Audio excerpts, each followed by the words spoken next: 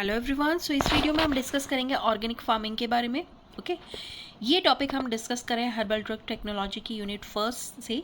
Okay so organic farming क्या होती है? Organic farming is a farming system. Organic farming क्या है? एक फार्मिंग सिस्टम है दैट यूजेस नेचुरल फर्टिलाइजर। जहाँ पे किसका यूज़ होता है? नेचुरल फर्टिलाइजर का यूज़ होता है, बायोलॉजिकल मैथड्स का यूज़ होता है in place of chemical fertilizers and pesticides. Okay जो मॉडर्न फार्मिंग है वहाँ पर केमिकल फर्टिलाइजर पेस्टिसाइड्स का यूज़ होता है, but in organic farming natural products का यूज़ होता है, नेचुरल फर्टिलाइजर का यूज़ होता है और कल्टीवेशन करने के लिए बायोलॉजिकल मैथड्स का यूज़ होता है।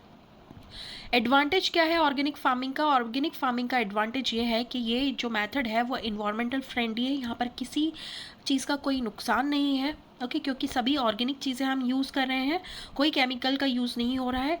इससे क्या होगा?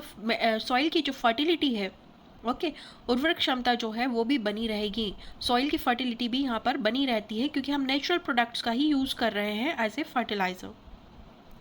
Produce safe medicinal plant. अब यहाँ पर क्योंकि हम कोई पेस्टिसाइड्स और कोई केमिकल फर्टिलाइजर का यूज़ नहीं कर रहे, तो हमारे मेडिसिनल प्लांट्स भी जो रहेंगे वो सेफ रहेंगे। हाई क्वालिटी के नेचुरल प्लांट्स, ऑर्गेनिक प्लांट जो प्रोडक्ट्स हैं हमें ऑब्टेन होंगे। डिसएडवांटेज ये है कि यहाँ पर हमें केमिकल से तो बहुत ज़्यादा ईल्ड मिल जाती है। लोग क्या करते हैं, केमिकल और फर्टिलाइजर्स का यूज़ करके बहुत ज़्यादा क्रॉप प्रोडक्शन तो कर लेते हैं, लेकिन उनकी क्वालिटी बहुत ही बेकार होती है। सो यहाँ पर जो ईल्ड मिलती है, जो क्वांटिटी आपको मिलना चाहिए वो कम मिलती है, बट क्वालिटी आपको बिल्कुल सही मिलती है। सो लोअर ईल्ड आपको कम मिलेगी, प्रोडक्शन आपको कम मिलेगा compare to chemical farming. Chemical farming में आपको ईल्ड ज़्यादा मिल जाती है।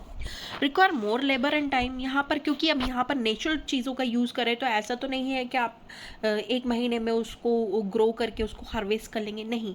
यहाँ पर जो ग्रोथ होगी प्लांट की वो धीरे धीरे होगी। और यहाँ पर जो क्योंकि आप केमिकल फर्टिलाइज़र वगैरह इनका यूज़ नहीं कर रहे हैं, तो वहाँ पर कोई विडिसाइड्स वगैरह लग गए हैं, तो उसके लिए आप केमिकल्स का यूज़ नहीं कर रहे हैं उनको हटाने के लिए। ओके तो यहाँ पर आपको मैनुअल लेबर लगेगी उन प्लांट्स को पिक करने में। ओके सो यहाँ पर बहुत ज़्यादा लेबर लग जाती है और आपको यील्ड भी कम मिलती है। ये इसका डिसएडवांटेज है।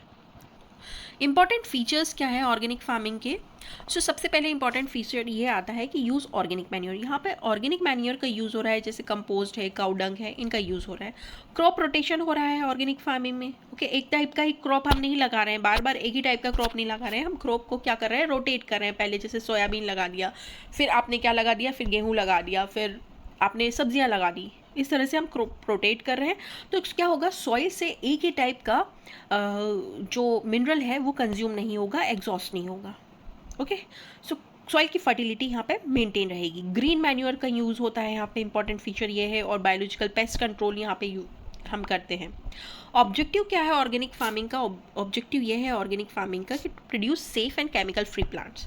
यहाँ पे हमें केमिकल फ्री प्लांट्स मिलते हैं, सेफ प्लांट्स मिलते हैं। इसका मेन ऑब्जेक्टिव ये भी है कि इसकी हेल्प से, इस मेथड से सॉइल की फर्टिलिटी मेंटेन रहती है और सॉइल की हेल्थ भी मेंटेन रहती है। Then reduce pollution.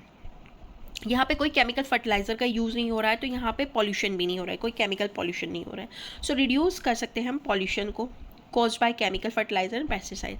जो फर्टिलाइजर और पेस्टिसाइड, केमिकल फर्टिलाइजर पेस्टिसाइड की वजह से जो पॉल्यूशन होता है उसको हम रिड्यूस कर सकते हैं बाय ऑर्गेनिक फार्मिंग।